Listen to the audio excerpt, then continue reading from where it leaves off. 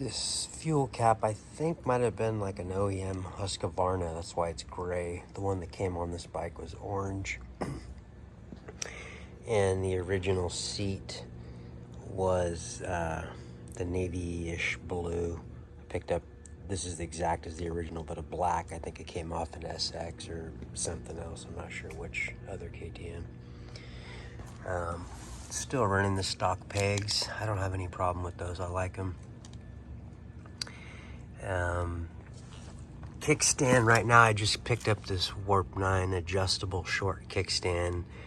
And after 10 hours of riding, without forgetting to pay attention to the stupid KTM kickstand spring screw problem, my son and I are riding, and the thing just we popped off the other day when we were posted up in the middle of a ride. So luckily we still got that, so that's all you really need, I guess. But that's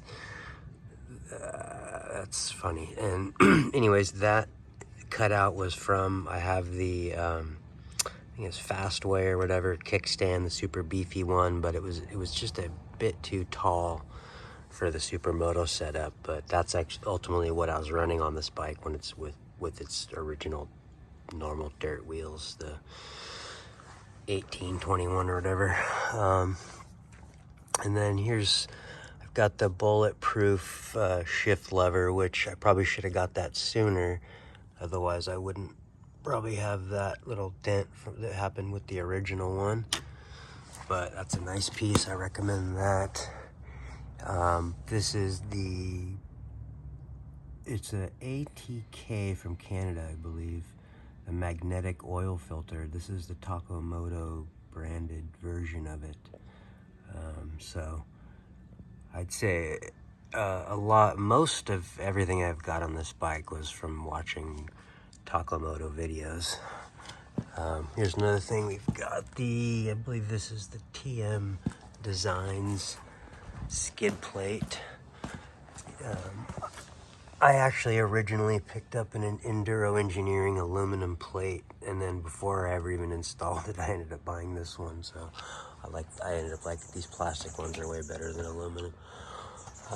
This is still the stock frame guard.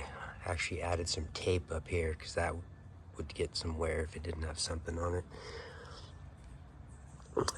This is something that you need to look at with these PDS shocks. This will rub to the point of wearing this down and making your swing arm just completely shot. So I've got that little wheel here that keeps it pushed off, and it replaced that bolt there. I can see that doesn't look like the OEM bolt. And there's the other side of the wheel. So that thing just spins and keeps your swing arm shock mount protected. And that's another random thing I painted green. Looks like that rubber's getting worn out. There's actually another piece they made that's newer. They made since I purchased that replaces this plastic piece, and it's a Chirby's, and it goes from there and it wraps over here and covers that back, so it'll just wear on a piece of plastic. That's kind of a nice piece. Or I've seen rigid carbon fiber, and possibly a Chirby's has a rigid one of these that just sticks out correctly and doesn't rub somehow. So that's another option these days. Here's the new Warp 9 rear sliders I got. Standard Polysport little zip tie on swing arm guards. Let's see what else we got here. I've got the Supermoto oil filler cap. It's got some knurling on the side. It's pretty nice. The black anodizing seems to be staying a little bit better on that than on this. If I were to buy this again, I would probably just get the silver one, not the anodized, because I don't really like when anodized fades. Here's another Supermoto thing right here. I guess Since this doesn't get heated up, the anodizing is staying pretty nicely, but obviously that takes a lot of heat, so that's probably why it's fading. So I've got this fuel outlet that was a Supermoto piece, and this I purchased myself, but it's the same one that Supermoto sells. It's a stainless steel. It's let's see, it's CPC is the brand. Those are nice. And then the Golan fuel filter, which is just a big piece, and I'm keeping an eye on that. I'm about to replace that hose and put some different clamps. I don't like these original clamps. Currently I've got the Dirt Tricks dome washer on there, and I'm currently running a 1446 for the Supermoto. Prior to that, the bike is stock with a 1452, and then I ended up running with a 1350 was my standard trail riding setup, and then the 1346 was still a little bit annoying on the street, so I put the 14 for it, and the 14 made it a lot more fun for the street. I've got the Supermoto tail light that integrated everything with your blinkers and everything into that light. It's pretty nice.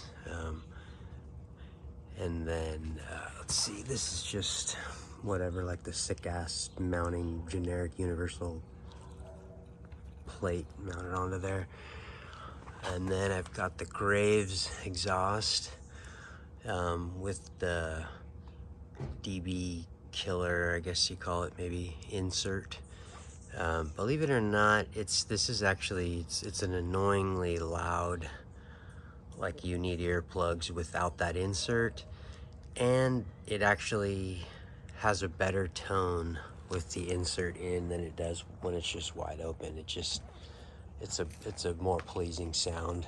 Sometimes the louder one could be more pleasing, but not in this case. It's just a lot cooler, cleaner sounding like that. Let's see, I've got this guard right here. It's not TM Designs, I forgot who it was, but it's nice. It's like the fiberglass with the plastic, so easily replaceable. Oh, it's the STR, there we go. Those are nice. And then I've got, this is actually a fake rip-off Bulletproof Designs that I bought at the time. Now the Bulletproof Design ones are cheaper than they used to be. In retrospect, I probably should have just bought the Bulletproof one, but they're about the same. And then this is still the original chain guide. I'm still using that. What else?